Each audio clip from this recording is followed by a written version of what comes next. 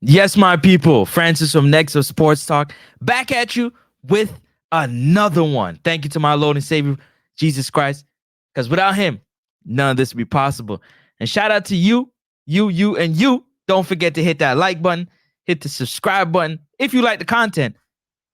And definitely drop a comment below because I'll be in the comment section seeing what y'all think about the things I talk about in these videos. I really enjoy hearing your thoughts and your opinions in the comment section. So shout out to everybody, that be liking and subscribing to the channel. Yes, road to 1,000 subscribers is in full effect. Let go, turn it up. But listen, Copa America tournament kicked off today. Yeah, the World Cup champion, Argentina, versus Canada. Canada's first time in Copa America. It played in the Mercedes-Benz Stadium in Atlanta, Georgia, and it went down. The stadium was absolutely full of Argentinian fans. There was Canadian fans in there too, as you can see. Your boy is in Canada, repping always, but and you already know, always repping Jamaica. It is what it is. But was looking for Canada to do something in Group A versus Argentina. This is the post-match review. Give you my thoughts and my takeaways from this game that took place for the first game of the Copa America Tournament 2024. The game started out a little bit shaky, in my personal opinion. I believe that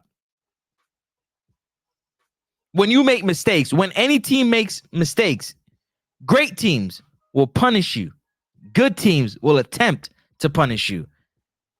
And I felt like early on in this game, the game started out kind of slow, moving around. Argentina wasn't really, advancing too much. Canada was kind of waiting, watching to see what Argentina is going to do in terms of their shape, their counterattacking, so on and so forth. But right out the gate, ladies and gentlemen, right out the gate, people, right as the whistle was blown,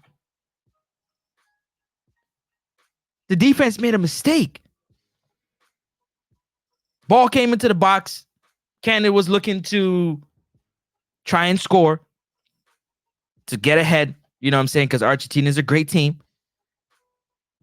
The ball popped out to the 18-yard box. The last line of defense collected the ball at the top of the 18-yard box, probably about the 20-yard line, and tried to make a pass. In trying to make a pass, turned over the ball. It was a flat foot race for Di Maria. He's looking at him and the goalkeeper while the Canadian defenders are hauling, you know what?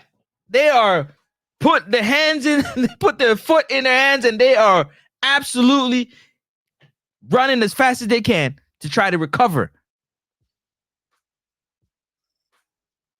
The goalkeeper came out, made himself as big as possible, and caused Di Maria to miss the little chip out of bounds. So already you can tell the game started off not on a good note, because you can't make turnovers in those type of areas. You have to be mentally switched on at all times and not make those type of mistakes. They made the mistakes early on in the game. I believe personally the referee was against the Canadian team from the door. The fouls that were called, the cards that were given, they were just not warranted. Those cards and those fouls wasn't good. I don't believe the referee had a good handle on the game. And the reason why I said he didn't have a good handle on the game, because the tackles started to get nastier and more dangerous as the game progressed. Now, in terms of the Canadian defense, was a mess to me. It was a mess. They weren't on the same page. Shout out to Cornelius. Cornelius played outstanding to me. When you're in a lot of 1v1 situation, when you're in a lot of recovery situations, you're liable to make mistakes. You're liable to miss tackles. You're liable to foul, be a little bit too aggressive when you're trying to recover as somebody's trying to shoot on goal. when you're trying to clean up the mistakes of a teammate that didn't do what they were supposed to do, it puts you in a bad position to either win the ball or make a tackle that could potentially get you a card. But I think Cornelius did a good job of cleaning up the mistakes of his defensive mates. Personally, that's what I believe. Shout out to Cornelius. I think he did a good job with cleaning up the mistakes that was being made in this game. Saying that to say that I feel like the wingers, the overlapping left back and right back, Alphonso Davies and Johnson, they did a good job of getting forward, trying to get the ball into the box. Davies tried to get a 1v1, try to do a few things. Turnover, I don't know if it's nerves, but turning over the ball in some areas that I wasn't really appreciative watching the game. They're not playing together as a team. This is a Canadian team. They're not playing together as a team. I don't know if it's because, nerves got in the way. The moment was just a little bit bigger than they thought it was going to be. But for me personally, they didn't come out and play the way that I expected them to. Now, given that Argentina had a few chances to score some big goals and they didn't, it went into halftime 0-0. So that you could take away as a positive. Larin and David, I'm not sure the coach would play Kyle Larin and Jonathan David together. They kind of play the same style of ball, so to speak. You're either going to start with one and then come in with one, but starting with both, to me, doesn't really help because Tajon Buchanan is kind of left out there, on an island by himself, being less effective because, again, the midfielders, they're so wide. They're playing so far from each other. It's about 10 to 15 yards between the midfielders that when the midfielders pick up the ball to pass it to the wing, there's a lot of ground to cover. There's a lot of yards to cover. And Tajon now is on, when he's going down the flank, because there's so much yards and Argentina's playing so close, he's picking up two defenders. So he doesn't get an opportunity to really use his pace, use some of his skill to kind of get the ball into the box or get the ball inside so that Larin or David can get on the end of it and be clinical. So those are some of the things that I felt like in the first half of the game that was a bit of a struggle for the Canadian team. They had a few chances as well to try and be effective in this game. Didn't really work the way they wanted it to in the first half, but in the second half, they started out the game slow again. They made a mistake turning over the ball. This time, Argentina made them pay for it.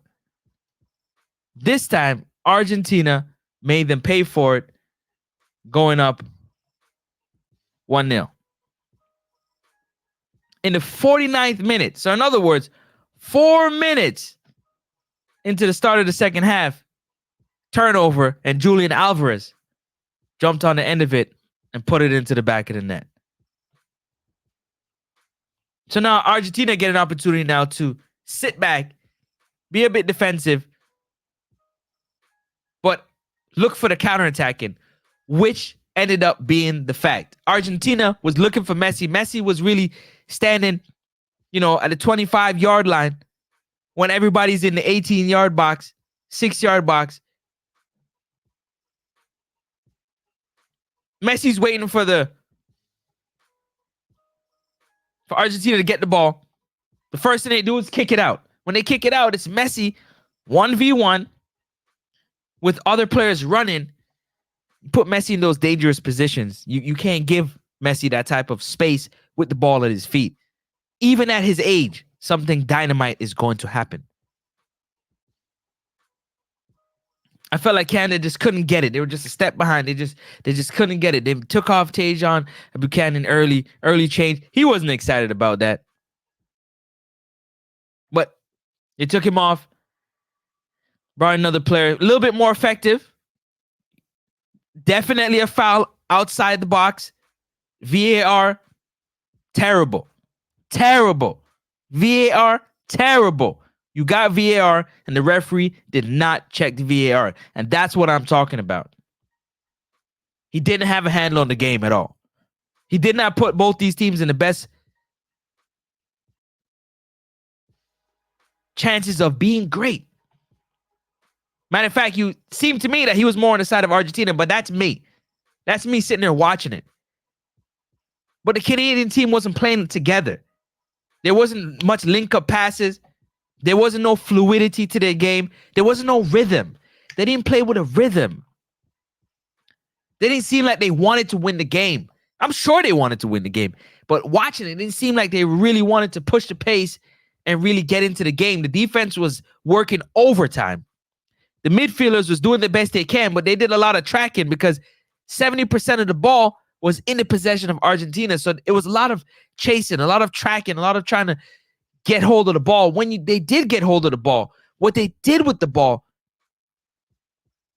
wasn't great. But again, it's a young team playing against a veteran Argentina squad. So there's room for improvements. It is the first game.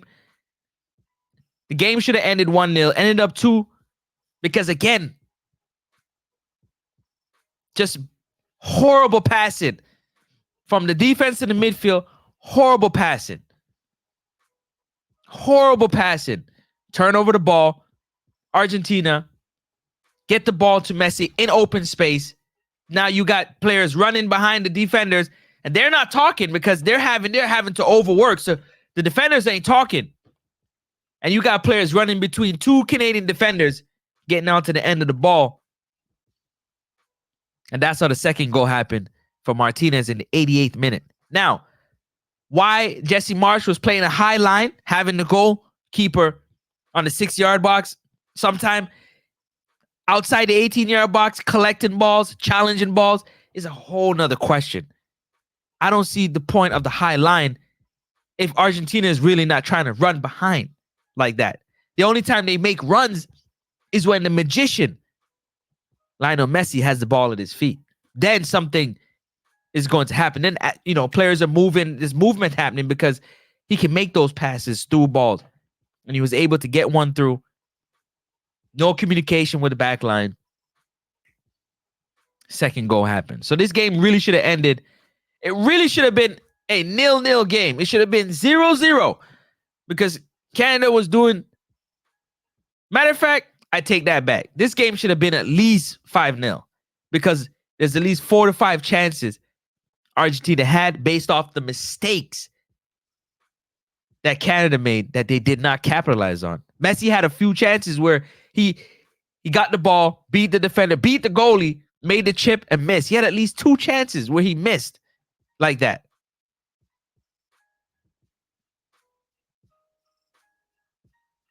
Canada had some chances that they could have scored as well, hit the woodwork. And Martinez, listen, Argentina's goalkeeper Martinez is world class. It takes a born goal scorer to really beat Martinez because he's going to be everywhere. He's going to be all over the place. He's going to be ready to defend that goal at all costs. And he made some really timely saves against Canada today.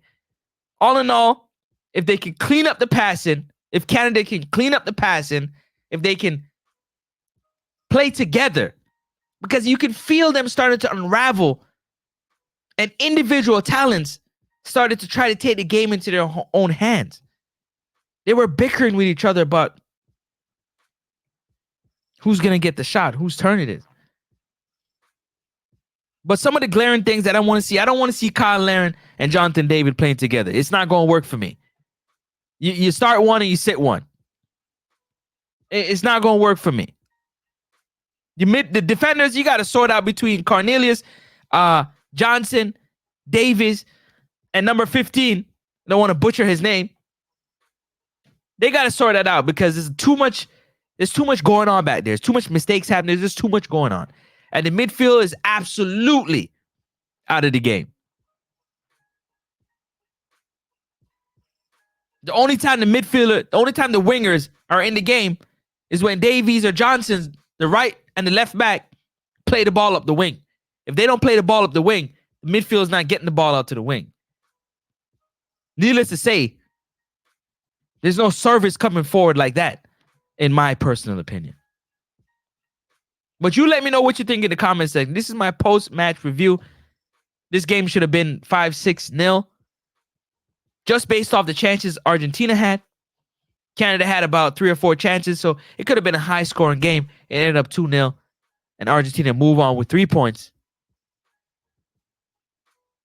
With 2 goals for Canada. Dropped the first game. You have 2 goals against. They got Chile and they got Peru to really try to turn things around and see if they can collect 6 points in both those games and score some goals to get that goal difference in their favor right now. Argentina got a clean sheet. They got the 3 points. And they got the 2 goals that they needed. So they did what they had to do. Looked like a group of old men out there. Argentina looked like a group of old men running around. Canada after the second goal, they started to pick up the pace. Like, you guys are young. Like, pick up the pace and start to run on these older Argentinian players. But I believe the moment was just a little bit too big for them. I feel like if they play Argentina again, it'll be a different result.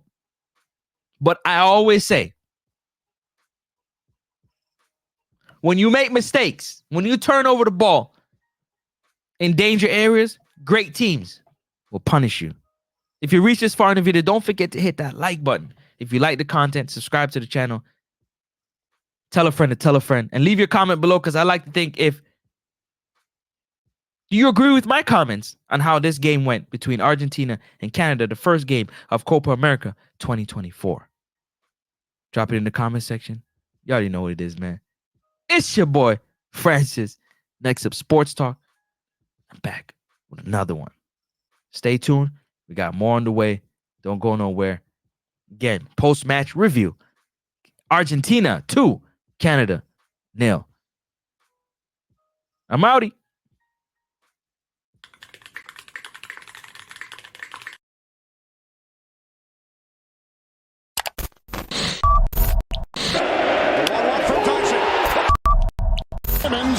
Is this the dagger?